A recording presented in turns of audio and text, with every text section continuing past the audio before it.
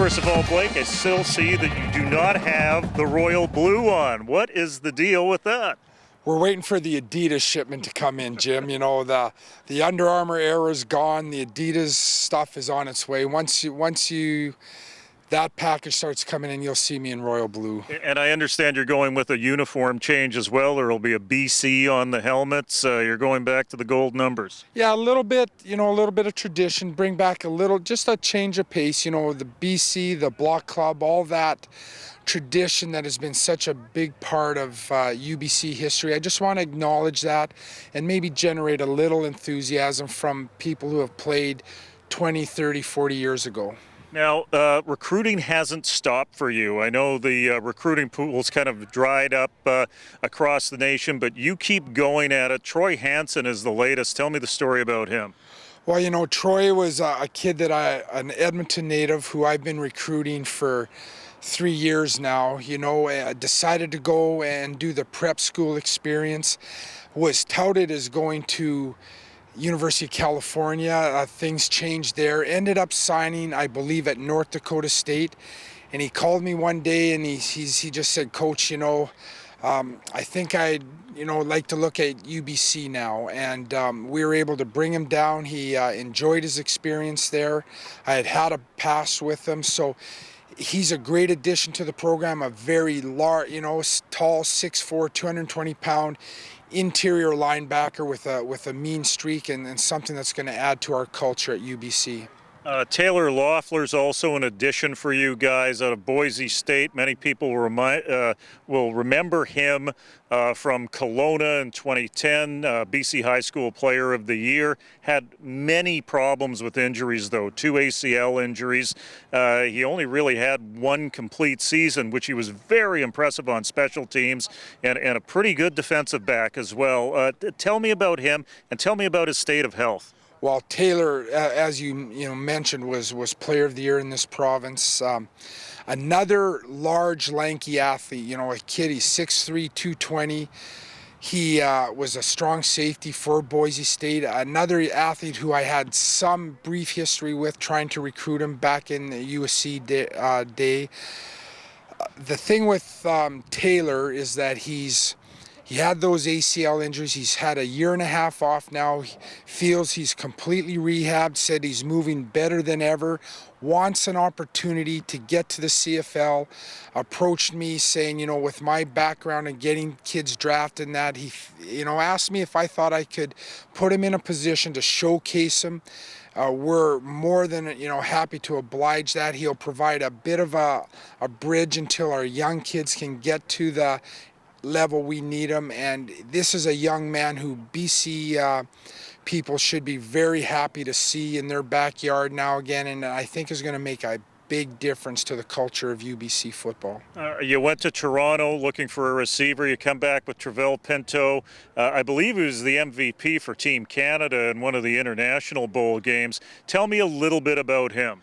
Well, I'm very happy about that. That's our latest signing. I just last Wednesday I took a 5-hour trip to Toronto, met for 2 hours, 5-hour trip back. What Travell gives us is a young man who can stretch the defense, a very good route runner. We need to bring in the athletes to basically parallel Michael O'Connor. We've got a quarterback who can make all the throws. We need to make sure we've got guys who can run those routes and be effective as athletes who, after they catch the ball. The yak yards are so important. Travell is a great one-on-one player, very difficult to bring down when he has the football. You've got some great frontline players in your receiving core in terms of Davis, in terms of Morrison, in terms of Pinto. There's a couple of others in there too, but I would think that depth is your biggest concern coming out of spring camp. Right now, Jim, after spring camp, I feel I have the offensive line to win football games, the defensive line to win football games. Linebackers are positive for us. The running backs are positive. Michael O'Connor and the Casey kid should give us the talent we need at quarterback. And you're right, though. We have a lack of depth at receiver and in the secondary, and those are my two focal points right now. How's the Terrell Davis experiment going at linebacker? Very good. The thing with Terrell is people don't, or I don't know if they knew this, but Terrell was a very effective linebacker coming out of Mount Doug. A young man who, the biggest thing, Jim, is he understands what it takes to win in the game of football. You could work him very tough. He's never going to complain. He's just going to focus on getting the job done, do what it takes. Both him and Marcus are tremendous young men, are great ambassadors to the Mount Doug program, to the city of Victoria, and we need both of them to be foundations for the building of UBC. Now, a little bit of good and a little bit of bad about former programs you were involved with. Let's go with the good first of all. What a draft day for the Calgary Dinos. You may not be in Calgary anymore, but you're still very connected to those 7 players that went. Even though you were looking in from a distance, how proud were you to see what happened on draft day? Very much so, Jim. Last Tuesday was a very difficult day for me. As anyone can understand, when you change programs, there's a lot of emotions. You sit back at times and you wonder if you made the right decision, and then sometimes you're sure you did. Tuesday was difficult. I called each player up prior to the draft, wished them luck. We reminisced about, when I first started recruiting them and the challenges we had with each and every one of them, whether it was academic or on the football field or just, maturing as young men. And they're so appreciative, and most people realize that as a coach, these are your basically surrogate children, and you feel so proud to see them achieve their goals. And even next year with that class that comes out next year, it's going to be mostly kids that I've brought into the program and worked hard and developed relationships with. I was very happy. You look at, I'll talk briefly about Sook, like when we first started talking to Sook Chung, the Coquitlam kid, I can remember when he committed to us, his mother, cried like on my shoulder for 10 minutes saying, look after her, young man. And I felt that I did that. I felt that I lived up to my end of the deal. And yesterday he just signed a huge contract with Winnipeg Blue Bombers, almost a precedent setting where, and this is a good thing. This is good that the Canadian kids are finally getting some leverage in the CFL and that they're being paid appropriately. Now the bad side when it comes to former programs, St. Mary's and the positive drug tests. It's certainly discouraging to see drug tests in that purgatory area from where kids leave CIS programs and then prepare for the CFL draft and combine. But 4 of them coming out of St. Mary's, they've been through a lot of turbulence over the last 2 years or so. What are the thoughts that you can share on that? Well, I'll be honest with you. It was very discouraging. I gave a lot to the St. Mary's program over 8 years as the head coach there. We had tremendous success at St. Mary's. And I don't want to see the name tarnished. It's a big part of my life. I have close friends there. I'm very close to a lot of people at the school still. I want to make sure that every program I leave remains at or near the level that, where I left it at. And it was discouraging. But what's got to happen here is that, in my opinion, is that the kids that leave programs have to be held accountable. The CIS cannot hold them accountable anymore. I believe that this is something that CFL needs to look closely at, and that in just my opinion, and is this, I wish they would consider some level of, punishment, just something to deter kids who leave programs and prepare for their first year in the pros, to realize that there's no place for drugs in the sport of football. We have enough issues right now. We don't need to be dealing with steroid issues or performance-enhancing drug issues. I think the CIS has done a tremendous job over the last 15 years cleaning it up and recognizing that it can be an issue if left unyielded. It needs to be dealt with. Now I think it's time for the CFL maybe to look at it the same way. Is it just the CFL, or is it the CFL Players Association in concert with this? Because in terms of the Players Association standing up for players' rights, I think they view these players coming into the CFL as players, as dues-paying members.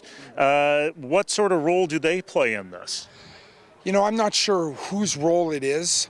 All I know is that once the kids leave a CIS program, it's difficult for the CIS to influence them. It's even me. If I had a young man leave the program, and he chose to do, you know, some kind of drug enhancement to get himself better, you know, what I would hope is that the time he spent with me, the culture that I introduced him to would deter him from, you know, making a poor decision like that. If the program's not strong enough, and if there's not that kind of influence in the young man's life, then it sort of falls into the next stage, which is the CFL, and whether it's the players' union and our, you know, the ownership groups, it's just that something needs to be done to tell kids, you know, we are not going to support young men who leave programs and use this kind of opportunity, or this transition period where you're not in a, you know, you're not being controlled by a CIS or the CCES through the CIS. We've got to do something, because all it does is creates a poor image for football. And I've always said, Jim, that, you know, my job is to protect the profession. I don't want football. I want football to continue to grow in Canada. I want the next generation of coaches to have the same opportunities that I did, and this is one area that we've got to do a better job dealing with. It's been an off-season where there's been a lot of issues out there. There's a task force trying to address some of the issues that face CIS football, a number of other stories out there. If there is something to be achieved from this task force or some of the talk that's going on right now, what would be the top 3 changes that you would like to see if you had the power to achieve those things? You know, the first thing is we need to level the playing field, and there's a lot of areas like that. You know, when you look at the differences between the Quebec conferences and the Maritimes and the Ontario and Canada West, there are differences that do make, you know, do influence success. You can look at the age of recruits. You can look at just a number of factors. Every year coaches get together and we do a better job every year of first identifying what components and then working to try to create change. I think that's important, that we continue to realize that football is best suited when it's left to the players on the field to win the games and the coaches to prepare them. I would like to see a more structured, mandated recruiting platform put in place. And I was part of a group of 4 coaches or 5 coaches who met earlier this spring in Toronto to you know, provide an outline for that.